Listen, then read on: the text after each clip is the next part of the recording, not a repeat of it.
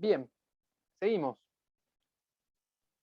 Escucho otras cuestiones. Hasta ahora tenemos onganía, bueno, autoritarismo en cuestiones políticas.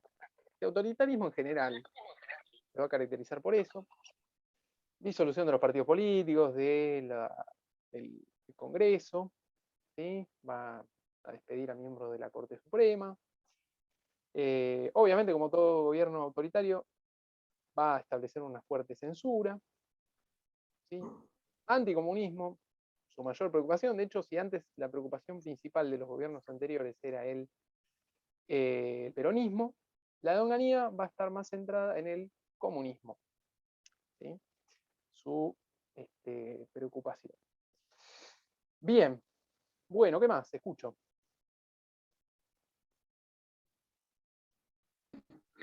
El proyecto económico, profe, que hablaba sobre que favorecía a las empresas más importantes, la suben la edad jubilatoria. Sí.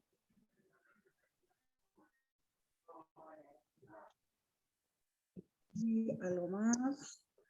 En cierta medida, como que Onganía buscaba el apoyo del FMI. Entonces el FMI te da ciertos límites para cumplir ese pago, a lo que lleva a esa política neoliberal que tiene Onganía durante su presidencia. No sé si existe la palabra neoliberal, creo que existe a partir de los 90. Ajá. Sí, Pero, sí. sí, pero mayormente lo que hace es desfavorecer a las clases bajas o medias y favorecer a las empresas y a las clases populares, clases altas, a lo que lleva también posteriormente el cordobazo. Bien, perfecto. Lo que favorece es la concentración económica, ¿sí? En realidad es un plan bastante llamativo para la época, porque si bien mezcla algunas cuestiones liberales, o del clásico liberalismo económico, también tiene, por ejemplo, algún control de precios, ¿sí? Que es, claro, dice que disminuye la inflación también. Bueno, ahí hay también otra característica. Si bien por eso es que este plan económico, el ministro era Adalbert Krieger Bacena, ¿sí? Es un nombre dentro de todo, para la época más o menos conocido. Es un plan bastante poco popular, si se quiere, porque estaban muy contenidos los salarios, por ejemplo, porque, bueno, llevaba a la concentración económica, ¿sí? A la competencia entre las empresas muy poderosas multinacionales y las empresas de acá, y obviamente terminaban perdiendo las empresas de acá y muchas se terminaron quebrando. Incluso con un ajuste, donde por ejemplo cerró algunos ramales ferroviarios, los objetivos económicos sí los cumplió, porque un objetivo era, por ejemplo, disminuir la inflación y la tuvo bastante controlada, ¿sí? Disminuir el déficit fiscal, por ejemplo, y lo logró, ¿sí? Y con eso retomó la confianza de los inversores extranjeros. Insisto, con una política poco popular, ¿sí? Porque aparte le dio un pequeño aumento a los trabajadores y después dijo, bueno, por 2 años no hay más aumento, ¿sí? No hay reclamos salariales, no hay derecho a huelga, no hay nada. La edad jubilatoria la subimos, es decir, todo antipopular, ¿sí? Pero sí cumplió los objetivos que se habían propuesto, por más que los objetivos no coincidan con lo que pretenden los trabajadores o distintos sectores, ¿sí? A mí tampoco me gustan ese tipo de objetivos a nivel económico, pero sí es cierto que o más o menos los venía cumpliendo, ¿sí? Pero bueno, por supuesto que esto lleva a un conflicto social o a un disconformismo en cuanto a lo que tiene que ver con la sociedad, ¿sí?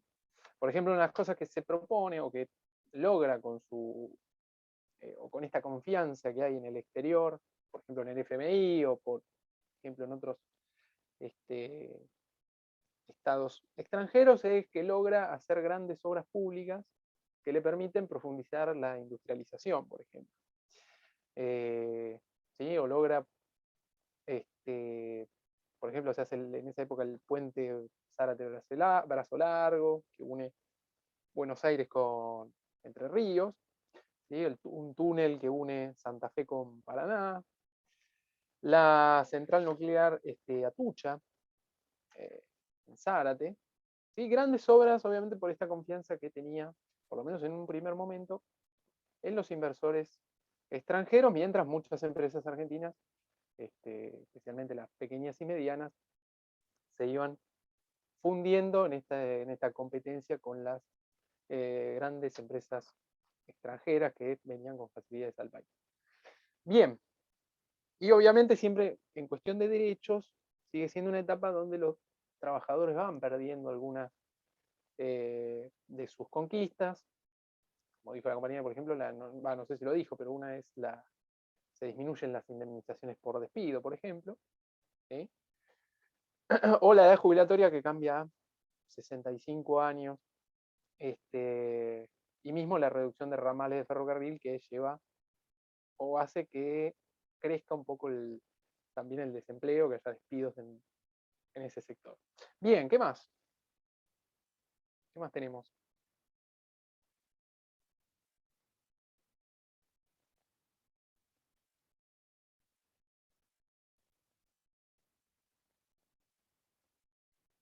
¿Algo más? Y bueno, y por todas esas cuestiones que nombró, surge el cordobazo, que sería como el mayo francés, pero versión argentino, donde también profesores y trabajadores protestan por 3 días, el 29 de mayo del 69, donde salen, o sea, al responder el gobierno con violencia, salen heridos y salen muertos de esas represiones que duraron 3 días, creo que 15 muertos. Todo esto creo que fue desencadenante porque mataron a un gremialista importante y creo que más o menos iba por ahí. Fue uno de los motivos, sí. La protesta en sí también era por alguna disminución salarial. Córdoba era un polo industrial muy, muy importante, y bueno, todavía lo sigue siendo.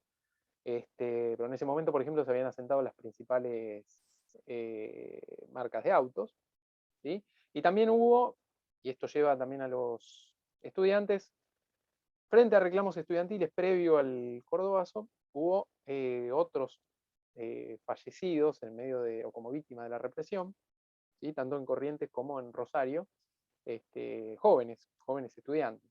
Y ese fue otro de los motivos de reclamo frente al Cordobazo. ¿Sí? Bien, ¿y qué marcó el Cordobazo? ¿Cuáles fueron las consecuencias del Cordobazo?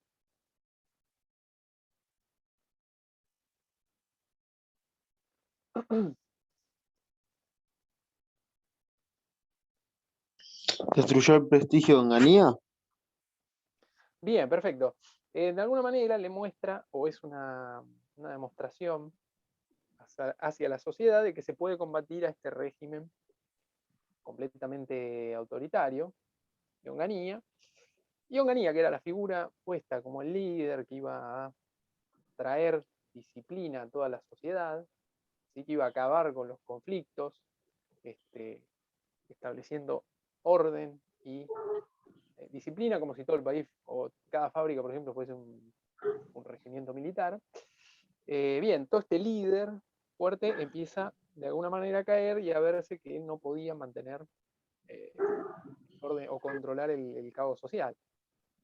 ¿Sí? Es una de las causas principales de la posterior caída de Onganía, el Cordobazo, y de alguna manera inaugura una etapa donde va a ir creciendo paulatinamente la violencia relacionada a la política. ¿Sí? Pero bueno, sin duda fue una especie de pueblada, digamos, pero una fuerte demostración de protesta popular contra un régimen totalmente autoritario. ¿Sí? Bien, ¿qué más? También dijo que su imagen terminó de derrumbarse con el asesinato de Aramburu en el 70. Bien, ya de alguna manera Onganía, bueno, primero el ministro de Economía renunció después de Krieger Bacena, el ministro del que estábamos hablando antes, renunció después del colapso, ¿sí? Hubo algunos cambios y ahí claramente se perdió la confianza. Y desde las Fuerzas Armadas empezaron a ver la posibilidad de sacarlo a Onganía, y una de las figuras que aparecía era Aramburu. ¿Sí? ¿Aramburu quién era? Tema de clases anteriores. Aramburu fue el presidente o el dictador de la revolución. Oh, perdón, Belén, perdón. De la revolución libertadora. Estamos en medio de un gol, ¿no? Me parece. Yo escucho acá de fondo. Ok, perfecto. El líder de la... ¿Quién lo hizo? Como para tener una idea. Messi de penal. Messi de penal, perfecto. Bien. Bueno. Tenemos entonces Aramburu, exacto. Fue como uno de los líderes de la Revolución Libertadora y el primer presidente después de la Revolución Libertadora. ¿Sí? Que fue aquel que, recordando un poco, puso las principales prohibiciones contra el peronismo, ¿sí? El que trató de, o el que encabezó ese proceso de desperonización donde se quería eliminar al peronismo como fuese de la sociedad y se prohibió nombrarlo. Bueno, era el presidente de facto en ese momento. Bien, ¿y fue asesinado por qué? O por quiénes, mejor dicho. Era un grupo de montoneros los que lo habían matado. Bien, Que lo acá acusaban de perseguir el peronismo y que se habían llevado el cadáver de Vita. exacto, una especie de venganza por estos montoneros, que es obviamente una organización guerrillera que hasta ahí prácticamente desconocida, pero salta la fama en este momento, lo secuestra y lo asesina de alguna manera como una venganza por esto que habíamos, esto que dijimos de el trato de Aramburu con el peronismo, ¿sí? Especialmente, insisto, durante el gobierno de Facto. Bien, algo que no dije, pero que tiene que ver, no sé si está, pero no me acuerdo si está en el texto, pero en este momento también, durante la presidencia de Onganía, tenemos una división en el movimiento obrero, ¿sí? Otra de estas divisiones que existen en esta etapa, habíamos visto, por ejemplo, división en la Unión Cívica Radical, en los militares, sobre qué hacer. Y en este caso vamos a tener, por un lado, una CGT que va a ser más de negociar con el gobierno de Onganía, ¿sí? Que va a ser la CGT Azopardo, ¿sí? Y por el otro lado tenemos otra CGT que se llama CGT de los Argentinos, que va a estar encabezada por los, o que va a nuclear, digamos, a los sindicatos, a los gremios mucho más combativos, que se van a poner en contra de, o que van a tratar de combatir las políticas del gobierno de Onganía. ¿Sí? Obviamente el cordobazo es encabezado por gremios combativos. ¿Sí? Córdoba en aquel momento tenía gremios muy combativos, como el de Luz y Fuerza o el de trabajadores mecánicos, ¿sí? Que son algunos de los que van a encabezar este movimiento. Bien, ¿y nos queda algo más? Sí. O ya estaba ahí. Nos queda la hora del pueblo, ¿verdad?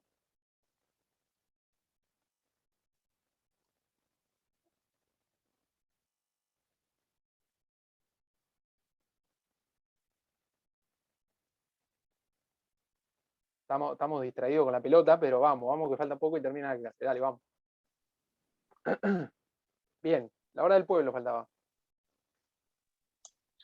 Sí, que luego la pérdida de prestigio de Onganía lo reemplazan por Livingston y que la hora del pueblo era un acuerdo como para poder llegar a una democracia, se puede decir. Sí. Bien, perfecto. Ok, después del asesinato de Aramburu, lo reemplazan a Onganía por otro militar. Levingston, ¿sí? Que Levingston dura poco también, va a ser reemplazado por otro militar, que es el último de esta secuencia de la Revolución Argentina. Y la hora del pueblo va a ser un acuerdo, ¿sí?, entre los diferentes partidos políticos, esto en 1970, un acuerdo, insisto, que ahí Matías le pifiaste, le chingaste bastante cuando hiciste el video, la definición de hora del pueblo. Un acuerdo entre los partidos políticos básicamente para pedir el retorno a la democracia, ¿sí?, el llamado a elecciones sin prohibición de ningún partido político, ¿sí?, obviamente incluyendo al peronismo, y va a marcar de alguna manera una reconciliación histórica entre el peronismo y el radicalismo, que habían, no son los únicos que firman el acuerdo, ¿sí?, pero sí va a marcar una pequeña reconciliación en una disputa que llevaba años entre radicalismo y peronismo. De hecho, los líderes seguían siendo Perón, que estaba exiliado en Madrid, pero el acuerdo lo firmó un delegado de él, ¿sí? Mientras que el líder del radicalismo seguía siendo Balbín, que había terminado preso durante el gobierno peronista y había sido uno de los más férreos opositores del peronismo. Bueno, acá hay una especie de reconciliación también entre ambos líderes, y lo que reclaman es una salida democrática, sin proscripciones, eso lo reclaman ante los gobiernos militares. ¿Correcto? Bien, acá se da en este momento lejos de desperonizarse la sociedad, acá se da un notable crecimiento de los movimientos peronistas, ¿sí?, por diferentes motivos. No sé si esta parte le estaba incluida en lo que le tocó a ustedes, no recuerdo siquiera si está en el archivo, sí, me parece que sí. Sí. Esto estaba, pero lo pasaron por alto. Él debe ser la distracción del verde césped y la pelota. Bien, va a crecer en cuanto a cantidad de seguidores el peronismo. ¿Sí? ¿Correcto? Va a tener muchos más adeptos, incluso de sectores medios que eran históricos opositores del peronismo. Alguno por ahí dice los hijos de los antiperonistas terminan siendo peronistas en esta etapa. Por distintos motivos, porque veían al movimiento peronista de otra manera, con el paso de los años, porque teniendo en cuenta el gobierno de Onganía y ese autoritarismo, el gobierno peronista había sido casi un ejemplo de democracia, ¿sí? Es decir, si durante el peronismo se quejaban de que tenían pocas libertades, ahora tienen todavía menos, entonces entre una cosa y otra van a preferir obviamente el peronismo. Y también se empieza a ver al peronismo de alguna manera como un movimiento que generó cambios sociales, ¿sí? Cambios sociales hacia una dirección determinada, que era la dirección a la que quería la juventud que fuera la sociedad, ¿sí? Por eso es que distintos sectores, especialmente los jóvenes, se van a acercar al peronismo, y el peronismo va a estar conformado por, va a nuclear a distintos sectores, ¿sí? O sectores con un pensamiento muy diverso dentro de su grupo político. ¿Correcto? ¿Sí? Me encanta cómo dicen que sí, ya a esta altura no escucha a nadie. Buenísimo. Vamos a hacer lo siguiente. Yo en la clase que viene no voy a hablar directamente, así que los que van a hablar van a ser ustedes. Ténganlo bien, bien preparado, ¿sí? Recuerden dónde quedamos, ¿sí? Yo a lo sumo aportaré algo, pero no mucho, ¿sí? Voy a venir con poca ganas de hablar la semana que viene, ¿sí? Y bueno, la clase de hoy la cerramos acá. ¿Listo? Listo, profe. Listo, entre Bueno, todos. profe. todo el que esté en la clase que viene tiene que tener claro el contenido. ¿Sí? Pregunto en general, pero también le puedo pedir a alguno que siga, que continúe. Profe, continuar desde la masacre de César en adelante. Sí, lo que nos faltó hoy, que era en realidad a partir del gobierno de Cámpora, me parece que era, ¿no? Sí, a partir de la presidencia de Cámpora ahí. A partir de Cámpora. Perfecto. Sí, perfecto. ¿Ok? Si cerramos Bien. con eso y vamos a ver si llegamos, ya arrancamos con la última dictadura militar. ¿Correcto? Bueno. Bueno, listo. Ahora sí, cerramos acá y corran a ver el verde césped. Gracias. Chao, profe. Chau. Profe, cuídese. Chao, profe, gracias. Una Recuerden semana. también para la clase que viene que voy a hablar muy poco la clase que viene. Ok, ¿Listo? profe. Hasta luego. Chau, chau.